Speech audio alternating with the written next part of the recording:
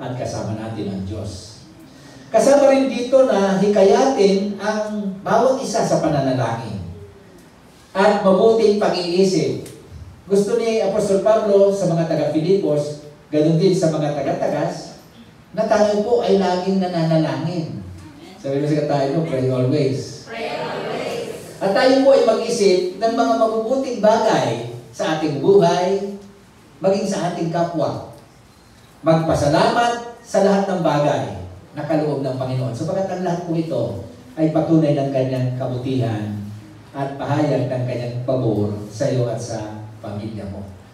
Ano-ano ang mga mahalagang utos na ating makikita sa sulat sa Filipos? Una dyan, be joyful. Pangalawa, be delightful. Pangatlo, be prayerful. Pang-apat, be mindful. Lahat po ito ay nagpapatungkol sa ating gagawin bilang mga tagasunod ng ating Panginoon. Na i-apply natin, ilapat natin sa ating buhay, dalhin natin sa ating mga bahay, ganoon din sa ating mga workplace, dahil ito po ay may bunga, may resulta, ito po ay may effect sa ating kapaligiran, ganoon din sa ating pamilya.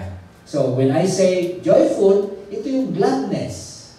Hindi naman nangangahulugan na wala ka ng problema. Ang ibig sabihin nito, sa panahon na ikaw ay may problema, kaya mong magalak, kaya mong magkaroon ng kapayapaan, sapagat alam mo na ang Panginoon ang iyong kalakasan.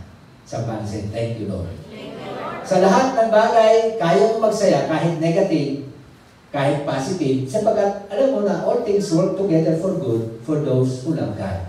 Lahat ng nagmamahal magsabing, I love you, Lord. I love you, Lord. Kaya nga utos, magalak kayo sa Panginoon sa lahat ng panahon. Inulit pa, magalak kayo. So, inulit, ibig sabihin, importante. Ibig sabihin, ini-emphasize. Ibig sabihin, nire-remind sa atin na tayo po, hindi lamang mga taga-Filipos, pati ang mga taga-tagas, dapat laging masaya. Dapat lagi tayong nagagalak. Kahit na mayroong problema, kaya mo mag-enjoy ng problema. Sapagkat alam mo na, after the problem, there is a blessing. After the burden, there is a blessing. Pagkatapos ng pagsubok, merong biyaya naghihintay. Somebody say, hallelujah. So, unang puntos dito, magalak lagi. Rejoice. Be joyful. And take note, hindi lamang basta joyful, hindi lamang masaya, hindi lamang nagagalak, but you must rejoice in the Lord. Say that word, in the Lord. In the Lord. Hindi nangangahulugan na meron kang dinadala, hindi ka na pwedeng maging masaya sa harapan ng Panginoon. Mga kapatid, minsan ang ating po mga ginagawa, merong mga bunga sa ating sarili. May mga epekto. Maaaring ang epekto ay masama, maaaring ang epekto ay mabuti. Maaaring ang epekto ay nakakasama ng damdamin, nakakasakit ng damdamin. Maaaring ang epekto ay nagiging pabigat sa iyo. Pero magsaya ka, sabi niyo mo bakit? Sapagkat sa kabila ng mga pagyayaring ito, ang sabi ng Panginoon, hindi ka niya iiwan, hindi ka niya pababayaan. So God said, thank you, Lord. So, rejoice in the Lord. Hindi sa problema, hindi doon sa frustration or sa failure, but it was required that you must rejoice in the Lord. Mahirap unawain, mahirap intindihin minsan, lalo na kung ikaw ay mayroong pinagdadaanan. Nasabi mo ngayon, pastor ka, bakuy ka. Pero kung ikaw daw ngayon, hindi. But the word is telling us to rejoice in the Lord always. Sa Panginoon. Hindi dahil doon sa pangyayari. Hindi dahil doon sa ikaw ay nagkulang. Hindi dahil sa ikaw ay mayroong problema. Kundi dahil siya ang Diyos mo na buhay. Diyan siya ang Diyos na magbibigay sa iyo ng lakas at tagumpay. Somebody say, thank you, Jesus. Magalak kayo sa Panginoon sa lahat ng panahon. Inuulit pa. Sa lahat ng panahon. Ang sabi sa Psalms 118:24, this is the day what the Lord has made. We will rejoice and be glad in it. Dahil ito ay ginawa ng Panginoon at galing sa Panginoon, tiyak ko na yan ay mabuti. And everybody say, why? Sapagat ang Diyos ay mabuti. Lahat ng galing sa Panginoon, mabuti yan. Lahat ng galing sa Panginoon, the best yan. Because the Lord is the best God. Somebody say, thank you, Lord. Thank you, Lord. Psalms 32 verse 11, ang sabi ng word, rejoice in the Lord and be glad. You righteous. Everybody say, righteous. Yung mga tinubos, yung mga sumampalataya sa Panginoon, hindi na kahulugan na kayo bumagsak, kayo nagkasala. You're no longer righteous. Because your righteousness depends on the righteousness of Christ. Nung tinanggap mo ang Panginoon, nagkaroon ka ng righteousness. It's not because of your knowings, it's not because of your obedience, but because it was the obedience of the Lord. Anong declaration natin? Ang Panginoon ang ating katuwiran. You are the righteousness of God in Christ Jesus. Sabi mo sa tayo kung tatandaan mo yan. Kaya mga kapatid, minsan naguguluhan, minsan hindi naintindihan. Porke ikaw ay nagkamali, o kaya nagkamali yung desisyon mo, you're no longer righteous. Hindi na kamase sa iyong ginawa ang iyong katuwiran, kundi dahil doon sa kanyang ginawa. Because of the Lord. Somebody say, thank you, Lord. Thank you, Lord. And because you are righteous, you keep yourself rejoicing, o ikaw ay nagiging masaya in the Lord. Yung gladness, yung ating joy, yung ating kagalakan, mga kapatid, sa Panginoon yon. Bunga nito, sabi diyan, sing, all you are upright in heart. Kaya ka kumakanta, kaya ka umaawit, kaya ka nagpupuri sa ating Panginoon dahil sa Diyos na ating sinasamba. Siya ay matapat, siya ay mabuti at karapat-dapat. Amen? Pangalawa, rejoice in the Lord and rejoice by the Lord. Ang ibig kong sabihin yan, mga kapatid, kasama mo yung Holy Spirit na nasa iyo, mag-alak kayo sa Panginoon sa lahat ng panahon. Because that joy comes from the Holy Spirit. Take note, kapag ikaw ay tumanggap sa Panginoon, ikaw ay sinilyuhan ng banal na Espiritu. Ikaw ay inari ng banal na Espiritu. Ikaw ay sa Panginoon na nga. Kahit lagi natin binabanggit, you belong to the Lord belongs to you or to us. Anong sabi sa Galatians 5:22? Fire. But the fruit of the Spirit is love, joy, peace, forbearance, kindness, goodness, faithfulness. By the Lord. By the power of the Lord. Sa kapangyarihan ng Panginoon. Sa kapangyarihan ng banal na Espiritu, ikaw ay magkakaroon ng katahimikan, kapayapaan, kagalakan. Sapagat ito'y bunga ng banal na Espiritu na nasa iyong daghan. Nandiyan dyan ang Holy Spirit. Kahit minsan nalulungkot ka, meron kang problema, meron kang kapayapaan, at dahil dyan, ikaw ay may kagalakan sapagat kasama natin ang Diyos na makapangyarihan. Amen? Romans 15:13, pakibasa. May the God of hope fill you with joy and peace in believing.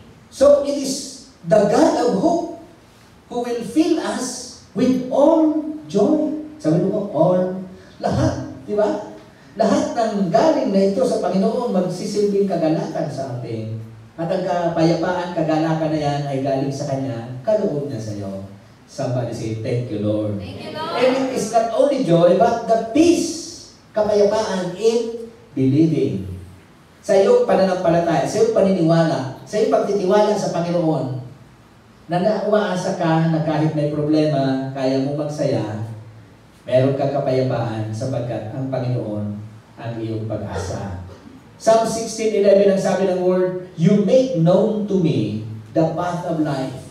You will fill me with joy in your presence. Kaya nasabi natin kanina, kapag nananakaw ng kaaway ang iyong kagalakan, kaya niyang nakawin ang iyong kalakasan. Because the joy of the Lord is your strength. Ang kagalakan na ito galing sa Panginoon at sa pangyarihan ng Panginoon na siya nagpupuno sa iyo, sa iyong puso. And it is because of His presence. Somebody say presence. With joy in your presence. Masaya ka ba na ikaw ay nasa presensya? Lagi natin binabanggit, presence is the best defense. Anumang pagsubok, anumang sakit, karamdaman, anumang kahinaan, anumang atake ng kaaway. Once you have the presence of God, you are safe. Siya ang ating tanggulan. Siya po ang ating batong matibay. At anong sabi? With joy in your presence, with eternal pleasures at your right hand. Nandiyan ang support ng Panginoon. Hands means support. Hands means protection. Hands means binibigyan ka ng Panginoon ng approval once na iniligay niya sa iyo ang kanyang kanang kamay. Kaya nga, sabi ng isang author, ang ngiti sa labi ay mabisang gamot, ano mang ikati. Sabi mo sa katahin mo, be happy. Sa kabila, sabihin mo, magalang ka lagi. Pangalawa, aside from being joyful, we need to become delightful. Ang ibig kong sabihin yan, moderate, patient, calm. Ikaw ay mapayapa, ikaw ay mahinaon, ikaw ay mapagbigay. Yan ang ibig kong sabihin ng delightful. Ano ang sabi sa 5? Ipakita ninyo sa lahat. Sabi mo, sa lahat? Wala kang pinipili. Kahit yung medyo galit sa'yo, kahit yung medyo hindi ka ibig-ibig, ipakita nyo sa lahat ng tao ang pagiging mahinahon. Yung peace, yung patience, yung pag-control mo sa iyong emosyon, yung ikaw ay mapagbigay, ikaw ay hindi ka agad nagbibigay ng masamang comment, mahinahon. Sa Facebook, lagi mo yung binabagit, think first before you click or before you post. Pag-isipan mo na lagi natin binabanggit na kapag iyan ay sinabi mo o kaya sinulat mo o kaya pinadala mo, isipin mo na lang ikaw yung tagatanggap. Isipin mo na lang ikaw yung pinadala. O kung meron kang gagawin o kaya sasabihin, isipin mo na lang kung ikaw yung pinagsasabihan. Ano kaya ang iyong mararamdaman? So, sabi ng Biblia, sabi ng Panginoon, gawin mo sa iba yung gusto mong gawin nila sa iyo. Do unto others what you want others do unto you. Yan po ang golden rule. Yun ang ating dapat itanim sa ating mga isipan. Be delightful in deeds, sa gawa, maging mahinahon. Malapit ang dumating ang Panginoon. Ano ang ibig sabihin niyan? Ang ibig sabihin niyan, mga kapatid, aware ka na ang Panginoon babalik. At sa kanyang pagbabalik, lahat ng iyong ginawa, mayroong nakarecord sa kanya, mayroong gantimpala. Sabi sa Corinthians 15:58, laging binabanggit, huwag kayong manghinawa sa inyong paglilingkod, sa inyong mga ginagawa, sapagkat hindi nasasayang ang inyong mga paglilingkod na ito. Ang inyong ginagawa kay Lord, hindi nasasayang. Time will come, as He comes, as He returns, mga kapatid, yung mga ginawa mo, merong karampatang regalo. Sabi mo sa katahin mo, tatandaan ko yan. Verse 5 ang sabi, let your moderation be known unto all men. The Lord is at hand. Pero baga itong araw mong sa aga, may maabot na bisita. Kaya ikaw ay talagang inaayos mo na ang iyong bahay, ang iyong tahanan. Pero sa aga, evaluation, inaayos mo na mo yan. Pero nakafocus ka na may maabot, kaya ikaw ay maayos. At ginagawa mo ang dapat mong gawin. Please kayo sa mga akin, sa aga na niya maabot si nanay, sa aga na niya, you are preparing everything. Inaayos mo ang lahat sapagkat alam mo na malapit na dumating. Ganun din ang ating paglilingkod sa Panginoon.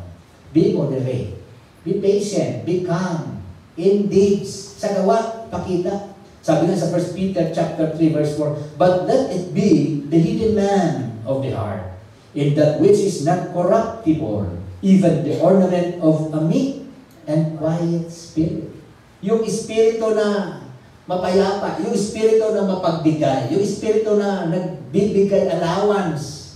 Bago may itong kwarta ka ng allowance, yung mahilig ka magbigay ng palugit. Kung mayroon ka sa iyo, palugit. 2 Timothy 2:24, and the servant of the Lord must not strive, but be gentle unto all men, apt to teach, patient, gentle unto all men. Kung makuyag ka, mahuyog ka, marayan sa iyong pakikiiba, marayan sa iyong pagtratar sa iyong kapwa. Dahil kung anong pagtratar mo sa iba, iyuman ang ibabalik, ninda. Amen? Not only in deeds, even in words.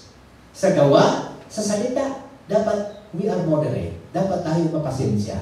Dapat delightful tayo. Anong sabi? Ipakita ninyo sa lahat ng tamang pagiging mahinahon ninyo, malapit nang dumating ang Panginoon. Colossians 4:6, let your speech be always with grace, seasoned with salt, that you may know how ye ought to answer every man. Sito na yung mga sinasabi mo, yung nire-release mo ay mayroong biyaya. Lagi kong binabanggit ng mga aki pa kami, pag nagdi-diskusyon, okay, sa mga aki pag dahil nagkasarado, sige diskusyon, sige narinig mantarang na si manager sa waya. Ano ngayon? Ikaw ang biyaya? Ano ngayon na? Mapundo na kami. Pag nadawag mo itong challenge niya, may blessing ba yan? Ano ngayon na? Mapundo na kami. Ibig sabihin, in words and in deeds, dapat ikaw ay nasa kamay ng Panginoon. Yung ba sinasabi mo, dapat may asin. Ang ibig sabihin niyan, mga kapatid, nakaka-preserve, nakaka-create ng uhaw ng iba. Yung ba hinahanap-hanap nila ang iyong mga pananalita, tigbabantayan ko ba yan sa iyong mga sasabihin? Ibig sabihin, meron siyang hinihiling, hinihintay na yung i-release. And once you have released, mga kapatid, tandaan mo ito, it will return back to you. Kaya, before you speak, sabi lagi natin binabanggit, pag-isipan mo yan. Dalawang tenga para dalawang bis mong pakinggan, isang bibig para isa lang. Oo. Ibig sabihin, mas mahilig ka makinig kaysa salita. At sa iyong pagsasalita, kapag pinakawalan mo na yung salita, mga kapatid, yan, tandaan mo, babalik sa iyo yan. Kaya kung ang sasabihin mo, palagay mo, makakasakit ng damdamin mo, palitan mo. Palitan mo yung words. Palitan mo yung mga sasabihin mo. Let your speech be always with grace, seasoned with salt, that you may know how you ought to answer every man. Sabi nga sa Proverbs 15, verse 1, a soft answer turneth away wrath, but a grievous word stir up anger. Nagkaroon doon mag-gusto istorya ng magpamilya. So, akin nag-eskwela sa Manila.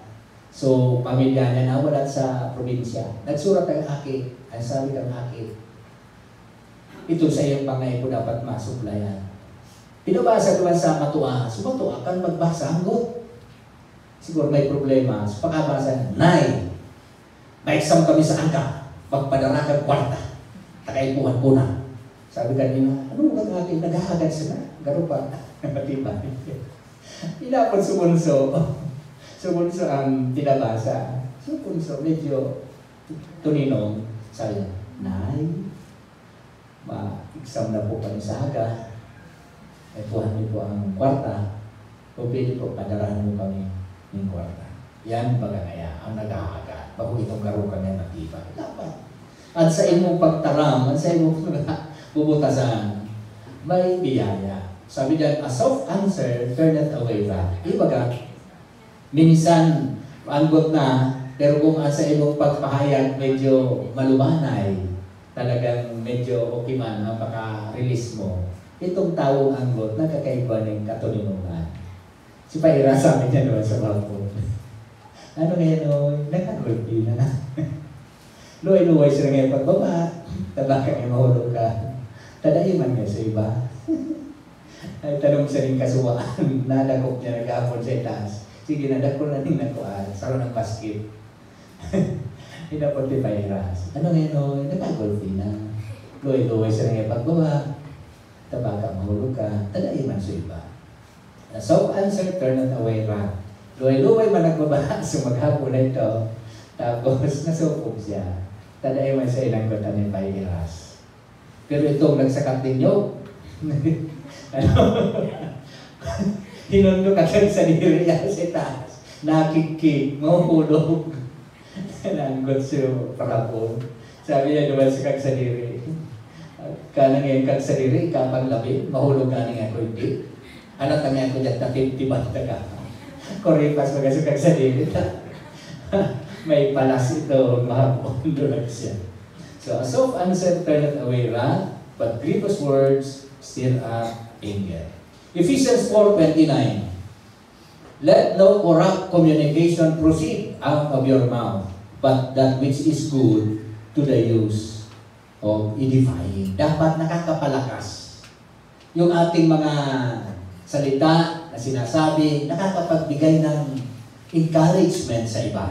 Hindi yung nakaka-discourage. Kaya mga kapatid, yung ating mga salita, meron pong effect po yan sa ating kapwa. Sabi nga sa Proverbs 18:21, di ba?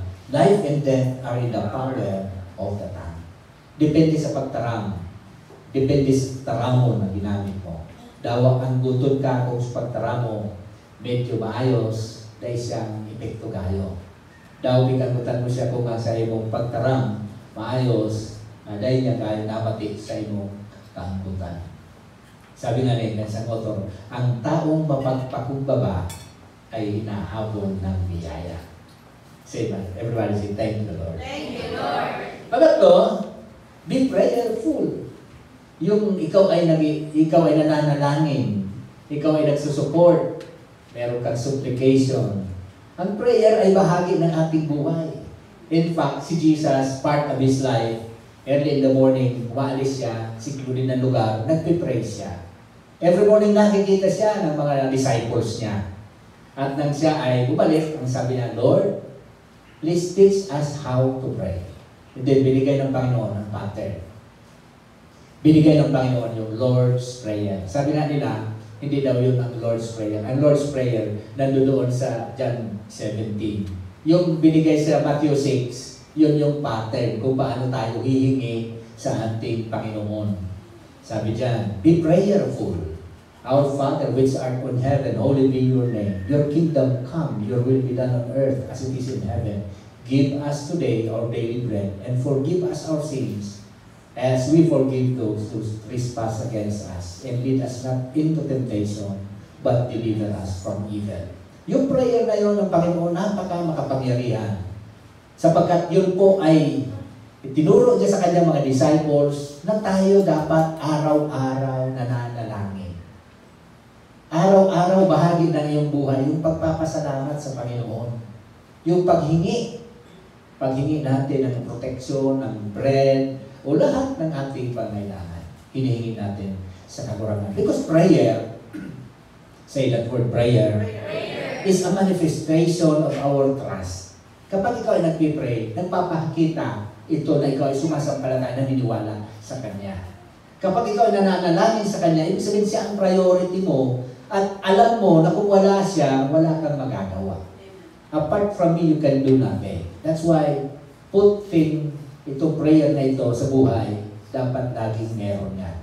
Pagbangon mo pa lang sa umaga, pagising mo sa umaga, pasalamat ka na kay Lord.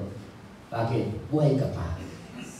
May problema ko, Pastor. Kahit may problema, manalangin ka kay Lord sapagkat yung problema mo na dumarating sa iyo, yung sakit na nararamdaman mo, nararanasan mo, patunay na ikaw ay buhay pa.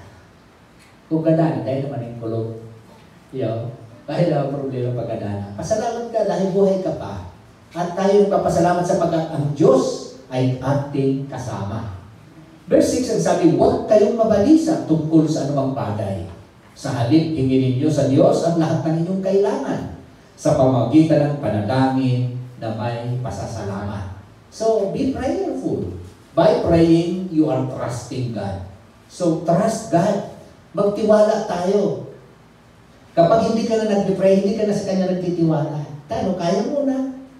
Independent ka na ngayon. Mga kapatid, we need to pray because by praying, we manifest ourselves that we are trusting the King of Kings.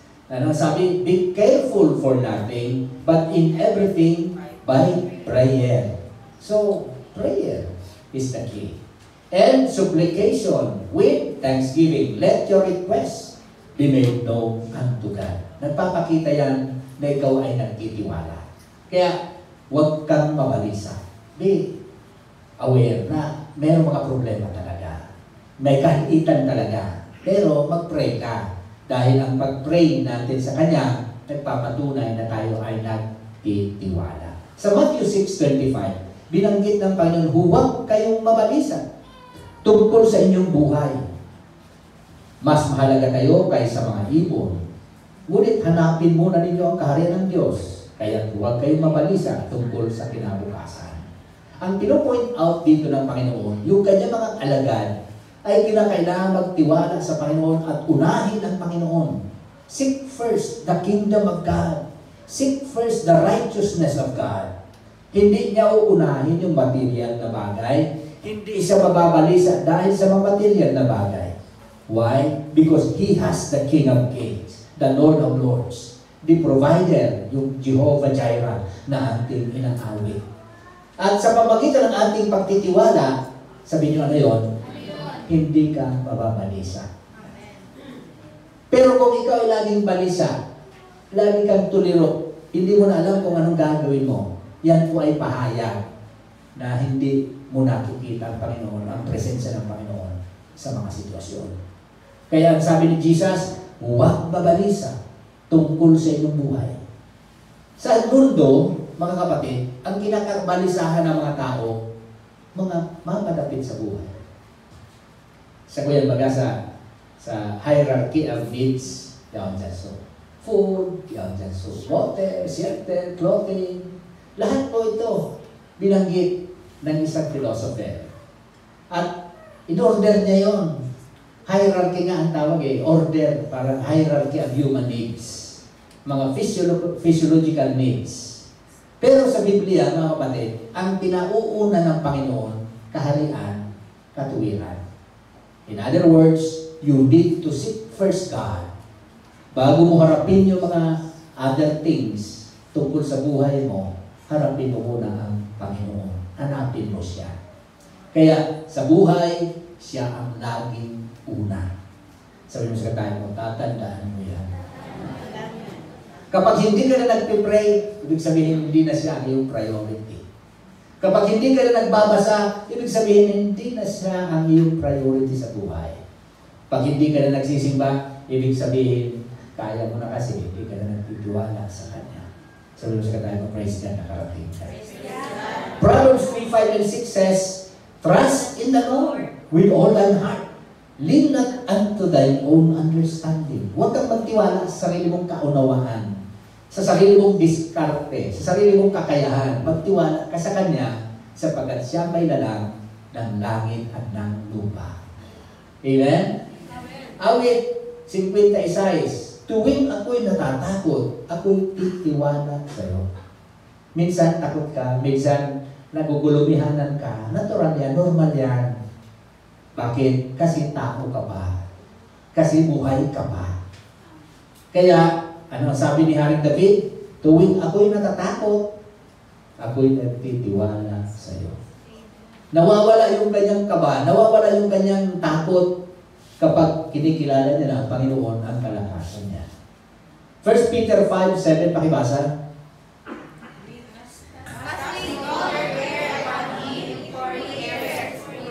So, itiwala natin sa Panginoon ang lahat ng iyong pangamba sapagkat siya ay nagmamahal sa madla. So, mga kapatid, mahalaga yung pagtitiwala. Sa pagitan ng prayer, pinapakita natin sa Kanya na tayo nagtitiwala sa Kanya. John 14:1, pakibasa. Huwag magulumihanan ng inyong puso, kayo'y nagsisimpalataya sa Diyos. Magsisampalataya din naman kayo sa akin. So, ang tugon o ang sagot, ang panlaban, duman sa kagulumihanan, pananampalataya. At ang iyong pananalangin ay pagpapatunay na ikaw ay sumasampalataya. Ano man ang problema, pasalamat ka, manalangin ka. Ikaw ay mayroong biyaya, pasalamat ka, manalangin ka. May bago kang sasakyan, pasalamat ka, manalangin ka. Meron kang natanggap na tagumpay, na-promote ka, pasalamat ka, manalangin ka. Wala ka lang pera, manalangin ka. May sakit ka, manalangin ka. Sabi mo sa tayo, pray always. Pray always. Kaya nga sabi ng Panginoon, huwag magulumihanan ang iyong puso. Alam ni Lord, naiintindihan ni Lord, na tayo ay nagugulumihanan. Na tayo ay minsan nahal-it. Na tayo minsan ay nararamdaman natin mahina, o kaya may pangailangan, o kaya may pagkukulang. Subalit sa gitna ng mga pagkukulang at pangailangan na ito, ang tugon, magsisampalataya kayo sa Diyos. Magsisampalataya kayo sa Panginoong Jesus. Pray always. Pangalawa, not only trust God, ask God. Humingi ka na. Yan, sabi sa verse 6. Sa halip, hingin ninyo sa Diyos ang lahat ng iyong kailangan. Sabi mo nga, lahat. O ano ba ang pangailangan? Physical, emotional, spiritual, lahat. Lagi ating pangailangan, mga kapatid. Pwedeng hilingin sa Panginoon. And everybody say, why? Because He is the creator of the heavens and the earth. Siya ang may likha ng iyong katawan na yan. Siya ang may likha ng sanlibutan. Siya ang may likha ng kalangitan. Ang problema mo poon sa daga hanggang sa langit, kaya niyang ansiran because He is the creator of heavens and earth. Somebody say hallelujah. Sa halip na magkaroon ka ng hinahil, sa halip na ikaw ay magkaroon ng problema, sa halip na ikaw ay magkaroon ng pangamba, hingin ninyo sa Diyos ang lahat ng inyong kailangan. Sa pamamagitan ng panalangin na may pasasalamat. Somebody say, thank you, Lord. Sa Matthew 7:7, ang sabi ng Bible, ask and it shall be given you. Seek and you shall find. Knock and it shall be opened unto you. A-S-K. Ask. You pray. Manalangin tayo lagi. Yan ang nais ng Panginoon. Magbabaga sa maturang nanaki. Nagrarani sa iya, naghahagad. Pero pag dahil na nagrarani, dahil naghahagad, kung sabi, independent na. Kaya nga, sa prayer sa Matthew 6, ang sabi ng Panginoon, give us this day our daily bread. Say that word, daily. Daily, sapagkat gusto ng Panginoon, lagi kang lumalapit sa Kanya, araw-araw. Amen? Araw-araw ka mag-pray. Dahil paglingawan, partihon ka buhay. Without prayer, wala tayong lakas. Prayer is the key. Prayer is power. John 14:13, pakibasa. Whatsoever you shall ask in my name, that I will do. So, ask in Jesus' name. Meron tayong formula na tayo ay lumalapit sa Panginoon, ang laging nasa hulan, in the name of Jesus. Sapagkat yun po, mga kapatid, yung pinaka-pin. Sa pag-ibagalo, pag ma-withdraw ka sa ATM, sa machine, suksok mo, ilagay sa pin. Pagkatapos, maluwas na sa kwarta. Kita may pin. Ang pinta, si Jesus. Pangaran ni Jesus. Without the name of Jesus, we are nothing. Amen? John 15:14, pakibasa. If we ask anything according to His will, He heareth us. So, kinakailangan i-align mo sa Kanyang kalooban yung iyong mga hinihingi. Tatanungin mo, ito ba ay kalooban ng Panginoon? Paano ko, Pastor, malalaman kung kalooban ito hindi? Read the Word. Because you will know the Lord by reading the Word. Without reading the Word of God, you will not know God because the Word will manifest who He is. Sino ang Panginoon sa buhay mo? Makikilala mo sa pamagitan ng Kanyang salita. Kaya laging sinasabi ni Jesus, nasa sulat. Yung dalawang lalaki papuntang Emmaus, nagkikwentuhan sila at pagkatapos dumating ang Panginoon. Sabi ng Panginoon, ano ba pinag-uusapan nyo? Sabi ng dalawa, ikaw lang ang hindi nakakalam ng kasulatan. Ito na yung pangatlong araw. Mayroong isang propeta na pinako sa krus at ngayon ang third day, siya ay nabuhay. Hindi nga alam namin kung totoo o hindi. Ano sabi ni Lord? O mga taong kulapos. O mga tao na dahil talaga tigsabot sinabi, hindi nyo ba alam na siya ay kinakailangan na mamatay para after the 3 days, muli siya mabubuhay. Lagi niyang binabanggit, it is written, nakasulat. In other words, we need to know what is written. By reading the Word of God, you will know the heart of God. Amen? If we ask anything according to His will, He will hear us. Maaaring meron kang prayer na hindi tinutugon, baka kasi hindi naka-align sa kanyang kalooban. Pwedeng ang kanyang sagot, no, sapagkat meron siyang mas magandang plano.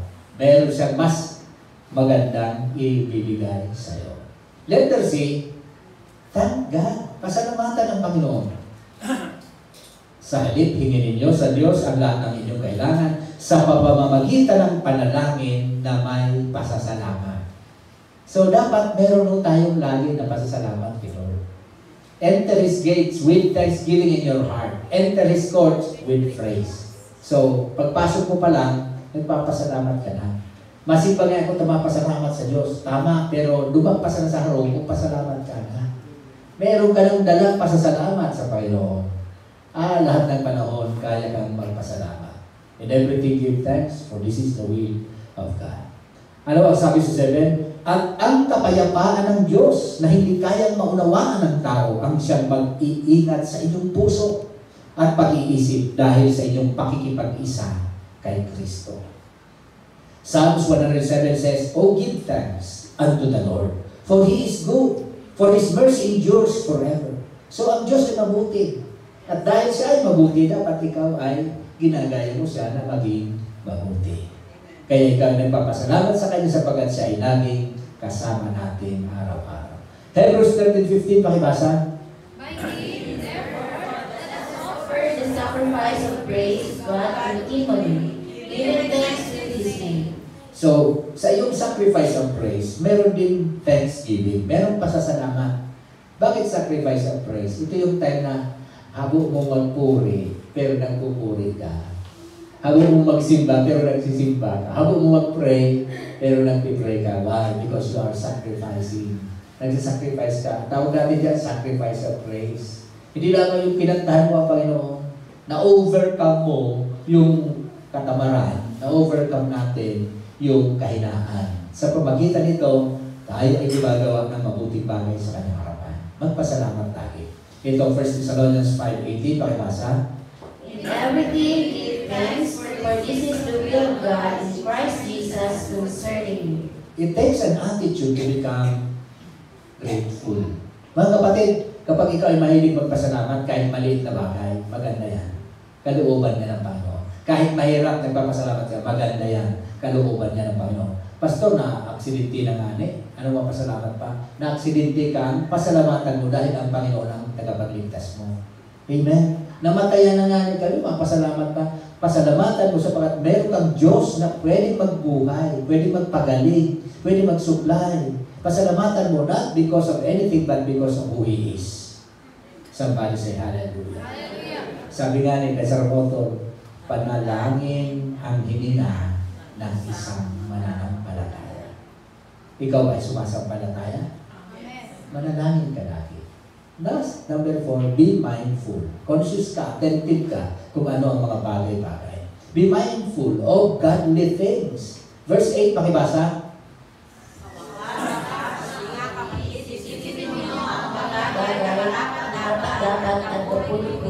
Mga bagay na totoo, marangal, matuwid, malinis, ibig-ibig at kagalang-galang.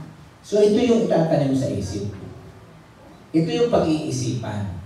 Ito yung laging aalalahanin natin.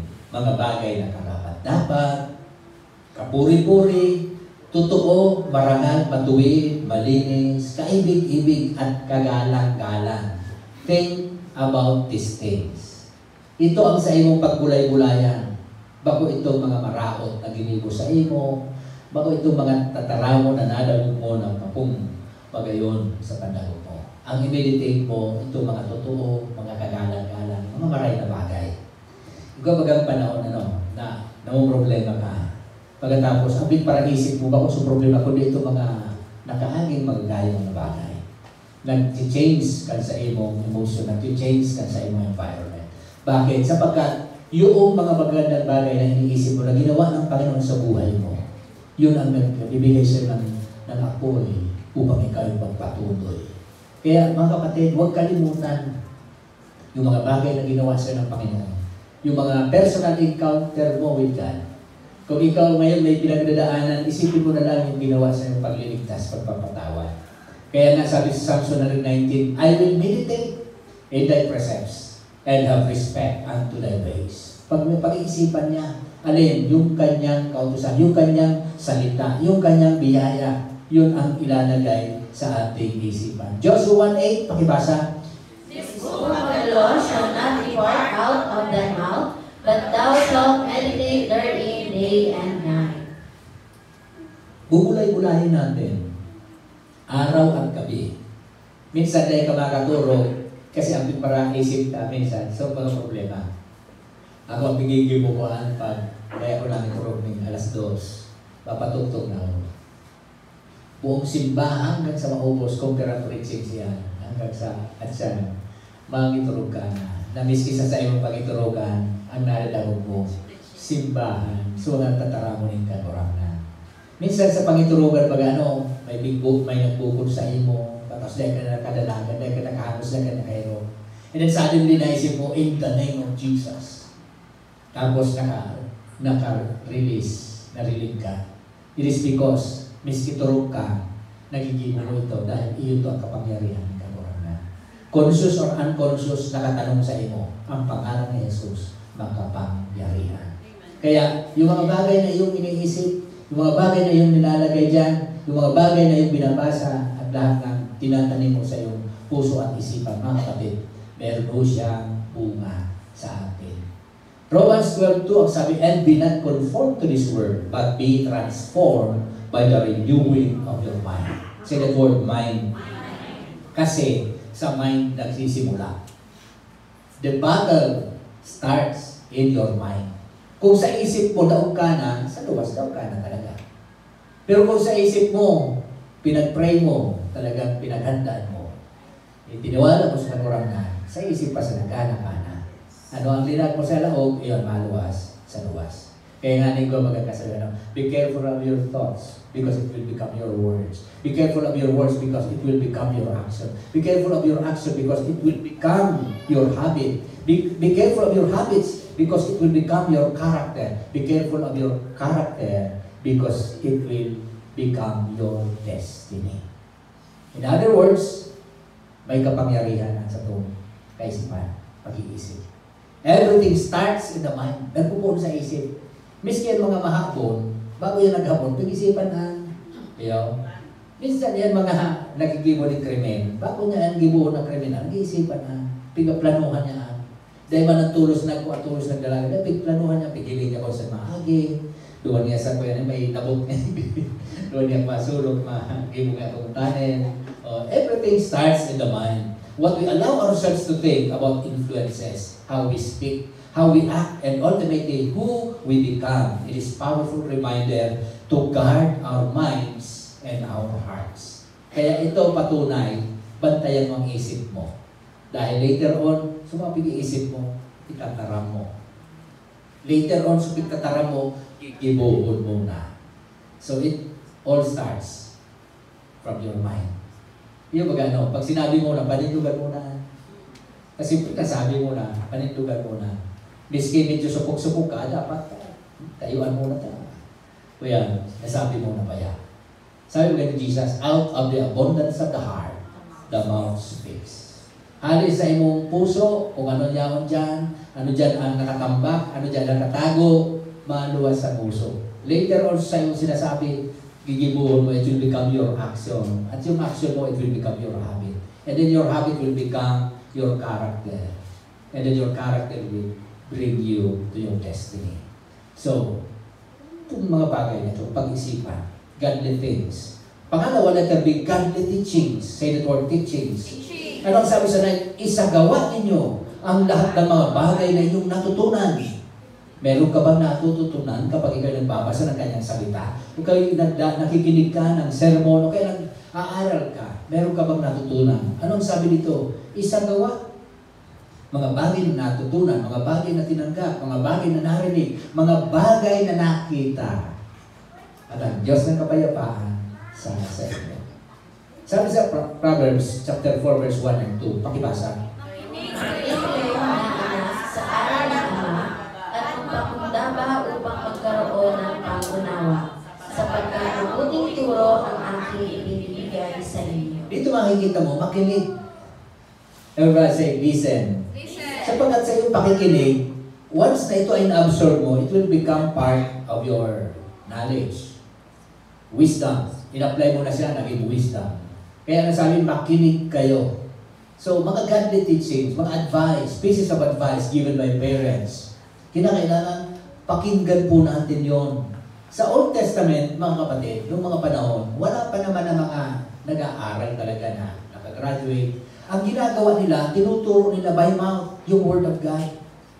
In fact, nilalagay pa yan dyan minsan sa pinto, nakalagay. Yung mga story ng Old Testament, tinuturo sa kanila mga anak by mouth.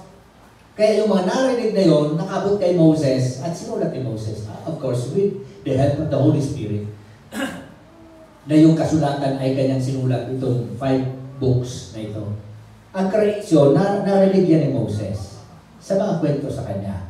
And sa tulong ng Banal na Espiritu, nabuo niya yung Pentateuch, yung 5 books. Ganyan po sa bansang Israel. Tinuturuan yung kanilang mga anak. Ang Sunday school nila, hindi lamang sa simbahan. Sa harong pa sana, pituruan ng mga magurang sa ilang mga kakiyan. Na dapat na ginagawa din natin bilang mga mananampalataya. Sabi ba gaano sa bahay natututunan? Dapat kung ano yung mga tinuturo sa bahay, madala sa labas. Kaya yung pamilya ay napakahalaga. Yung tinuturo sa atin ng ating magulang, pakinggan natin, i-apply natin sapagkat yan po ay gusto ng Panginoon na i-apply sa buhay. Colossus 3:16, manahan nawang sagana sa inyo ang salita ni Kristo. Godly teachings, mga katuruan ang bibigay sa iyo ng kaalaman tungkol sa Panginoon. Magpapakilala sa iyo sa Panginoon na may buong karunungan, magturuan at paalalahanan kayo sa isa't isa. Mag-remind, mag-taon ng advice. Deuteronomy 6:6, ang mga salitang ito na iniuutos ko sa iyo ngayon ay sa iyong puso. Ituturo mo ito ng buong sikap sa iyong mga anak. Mga anak, magsabi ni Amen. Ang magulang may tungkulin sa anak, ituro yung salita. Kapag hindi mo yung tinuruan, sabi niyo ano yun? Iba ang matuklukan. Pag dahil mo yung tinukluan, iba ang matuklukan. Minsan, ang sa iyong gawin na kuha niya sa iyong mga kaibigan o sa kapitbahay. Kaya nga, mga kapatid, ang anak dapat sinasalamin ang kanyang magulang. Kasi nga, aki ini, ay aki mo yan. Aki niya ni Manuel, aki niya ni John Road. Kaya pala na yan. Nakikita sa anak yung imahe ng magulang. Kaya mga kapatid, turuan natin ang ating mga anak, turuan natin ang ating mga kabataan. Sapagkat ito ang nais ng Diyos na makapangyarihan. So be careful of what we listen. Be careful of what we are singing, even sa tuwing mga kinakanta. Ano ba ang lumalabas sa iyong bibig? Ano ba ang lagi mong pinakikinggan? Ano ang lagi mong binabasa? Sa Facebook o sa mga posts o kaya sa lyrics ng kanta. So bang kakanta mo, may time will come, it will affect you. Sapagat yan po ang kapangyarihan ng salita. Meron ko napakinggan isang pastor, sabi niya, ang mga awit ngayon dapat i-scrutinize pa rin. Tingnan mo ang lyrics. Isa sa sample na ginawa niya, yung kanta about yung sa pagmamahal ng Diyos. Anong tawag doon? Yung parang desperate, parang radical. Anong kanta yun? Parang ang lyrics niya, mga kapatid, ay hindi, ang Panginoon hindi niya sigurado yung kanyang ginagawa. Sabi niya, ito mga kantang ito, tingnan yung lyrics. Baka yung kinakanta niyo ay hindi align sa Word of God. Kaya kailangan ito ay i-align ninyo sa katotohanan. I-test mo ang lyrics ng kanta by the Word of Truth. Kaya yung makanta mo sa cellphone mo, o kaya sa pinapakinggan mo, yung kinakanta mo sa simbahan, o kaya sa bahay, kapatid, it will affect you. Tandaan mo, ano man ang iyong nilalagay dyan sa iyong isipan, ano man ang iyong sinasabi, naapektuhan ang kapaligiran. Kaya ikaw, bilang isang mang-aawit, ang awitin mo yung mga may papuri, may biyaya sa Panginoon. Minsan, ang awit mo, sa kanta mo, sa mga sa iyong cellphone o sa iyong laptop o kaya even sa car, ano ba ang dala na mensahe niya? Dapat patungkol sa kaguraman. So be careful. Pinakikinggan mo, sinasabi mo, sinasalita mo, pinakanta mo. I-test lagi natin by the word of truth. And letter C, godly doing, not only teaching, but doing. Ano ba yung sabi dyan? Isagawa ninyo ang lahat ng bagay na inyong natutunan, tinanggap, narinig. So isagawa, alin, yung mga bagay na natutunan natin. Nakita sa akin, sabi niya. At ang Diyos ng kapayapaan ay sasayo. So, alamin natin ang Panginoon kasama natin lagi. At habang hinihintay natin ang Panginoon, mga kapatid, nakikita ang ating pananampalataya. Titus chapter 2 verse 13, habang hinihintay natin ang pagpapalang pag-asa at ang pagpapakita ng kaluwalhatian ng ating dakilang Diyos at tagapagligtas na si Yesu Kristo. We are hoping ng Panginoon darating. At kung meron siyang pupuntahan, meron siyang kukunin, meron siyang babalikan, church yun. Sabihin sa tayo, ikaw yun. Kaya gusto ng Panginoon sa kanyang pagbabalik, ang church na ito, the bride of Christ, ito yung walang bahid dungis. Walang kulubot.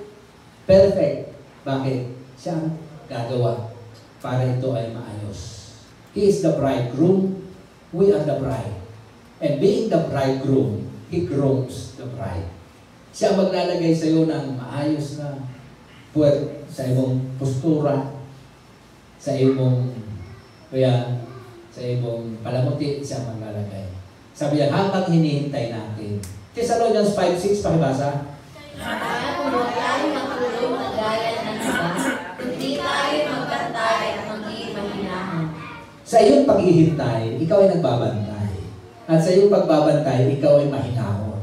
Bakit? Sapagkat sasabihin ng iba, malapit na doon, may upawang pagkaya. Pero kung ikaw ay nagmamahal, mga kapatid, hindi mo na malaya, matagal na, pero parang laging bago. Bakit? Sapagkat nandiyan dyan ang iyong passion sa paghihintay sa Panginoon.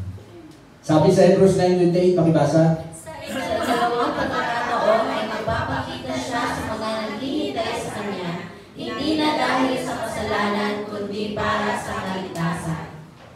Lahat na naghihintay, magsabing Amen. Amen. Magpapakita siya sa mga naghihintay sa Kanya. Hindi na dahil sa kasalanan, kundi dahil sa kaligtasan. The Lord will be coming not to condemn you, but to affirm the salvation He has given you. Sampang say, hallelujah. Kaya sabi niya ng isang author, ang pusong laging nakatuon sa langit ay hindi matitinag ng unos at sakit. Palakpakan natin ang Panginoon.